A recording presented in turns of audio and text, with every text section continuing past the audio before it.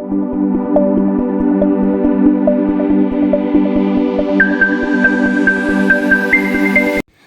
Friends, welcome back to smiley circle. இன்றைக்கி நம்ம சேனலில் வீட்டிலையே ரொம்ப ஈஸியான மெத்தடில் எப்படி கிரில் சிக்கன் பண்ணலாங்கிறது தான் பார்க்க போகிறோம். வாங்க நம்ம ரெசிபி பார்த்துடலாம். கிரில் சிக்கனுக்கு பீசஸ் வந்து இந்த மாதிரி கொஞ்சம் பெருசாக நம்ம கட் பண்ணி வாங்கிக்கணும்.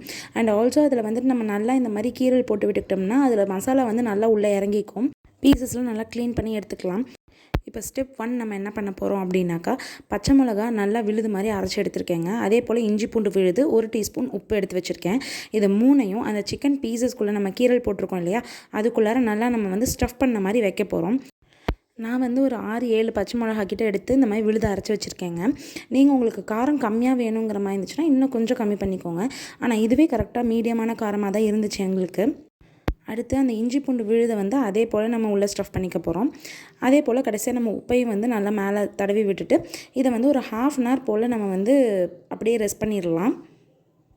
இப்போ எல்லாத்து மேலேயும் நல்லா ஸ்ப்ரெட் ஆகிடுச்சான்னு நல்லா செக் பண்ணிக்கோங்க. செக் பண்ணிவிட்டு இது ஒரு 1/2 அன் ஹவர் நம்ம வந்து அப்படியே ரெஸ்ட் பண்ணி வச்சிடலாம். இப்போ ஸ்டெப் 2 நம்ம கிரில் மசாலா வந்து ப்ரிப்பேர் பண்ணி எடுத்துக்கலாம். அதுக்கு நான் 200 கிராம் அளவுக்கு தயிர் ஆட் பண்ணியிருக்கேன். இதில் 2 டேபிள் ஸ்பூன் அளவுக்கு காஷ்மீரி சில்லி பவுடர் ஆட் பண்ணிக்கோங்க. அடுத்து 1 டேபிள் ஸ்பூன் அளவுக்கு மிளகுத்தூள் ஆட் பண்ணிக்கோங்க. அதிலே ஒரு 1/2 ஸ்பூன் அளவுக்கு உப்பு, ஒரு 1/4 டீஸ்பூன் அளவுக்கு மஞ்சள் தூள் ஆட் பண்ணிக்கோங்க. இப்போது அதிலே 1 டேபிள் ஸ்பூன் அளவுக்கு கசூரி மேத்தி பவுடர் நான் ஆட் பண்ணியிருக்கேன். அடுத்து 1/2 டீஸ்பூன் அளவுக்கு கொத்தமல்லி தூள் ஆட் பண்ணிக்கோங்க. 1 டீஸ்பூன் அளவுக்கு கரம் மசாலா ஆட் பண்ணிக்கோங்க.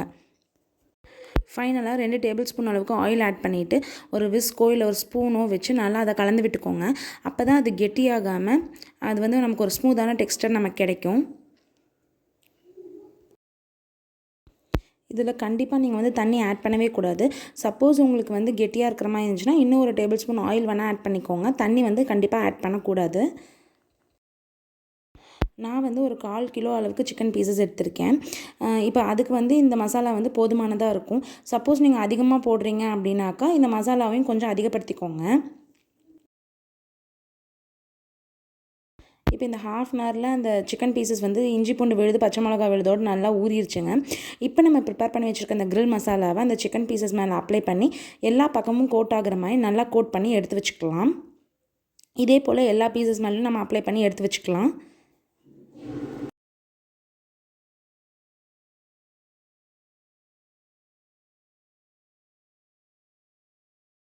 இப்போ எல்லா சிக்கன் பீசஸ் மேலேயும் நம்ம நல்லா கோட் பண்ணியாச்சு. இதை வந்து ஒரு 6 ஹவர்ஸ் போல் நம்ம ரெஃப்ரிஜரேட் பண்ணி வச்சிடலாம்.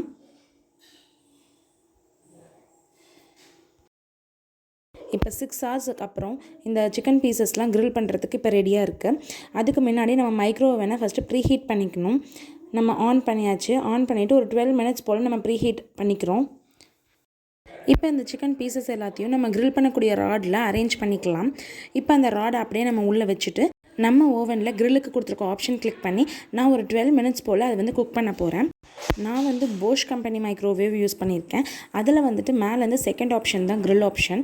அதை கிளிக் பண்ணிவிட்டு நான் வந்து இந்த மாதிரி டைம் செட் பண்ணி வச்சுக்கிறேன். உங்களுக்கு எந்த மாதிரி மைக்ரோ வேணும் அதுக்கு தகுந்த மாதிரி நீங்கள் டைம் செட் பண்ணி வச்சுக்கோங்க. எனக்கு இப்போ 12 மினிட்ஸ்க்கு அப்புறம் ஓரளவுக்கு குக் ஆகிருக்கு. நான் மறுபடியும் ஆயில் அப்ளை பண்ணிவிட்டு திரும்ப அதே போல் கிரில் ஆப்ஷன் செட் பண்ணிவிட்டு நான் இப்போ ஒரு 15 மினிட்ஸ் போல் அதை வந்து குக் பண்ண போகிறேன். இப்போ நான் 15 மினிட்ஸ் டைம் செட் பண்ணிட்டேங்க. இப்போ அது வந்து குக்காக ஆரம்பிச்சிருச்சு. நம்ம வெயிட் பண்ணலாம். இப்போது அகெயின் குக்காக ஆரம்பிச்சிருச்சு. நான் வந்துட்டு ப்ரீ ஹீட்டிங்க்கு ஒரு 12 மினிட்ஸ் அண்ட் ஃபஸ்ட்டு குக்கிங்க்கு ஒரு 12 மினிட்ஸ் அதுக்கப்புறம் ஆயில் அப்ளை பண்ணிவிட்டு ஒரு 15 மினிட்ஸ் குக் பண்ணியிருக்கேன். எனக்கு இப்போ நல்லா குக் ஆகிடுச்சு.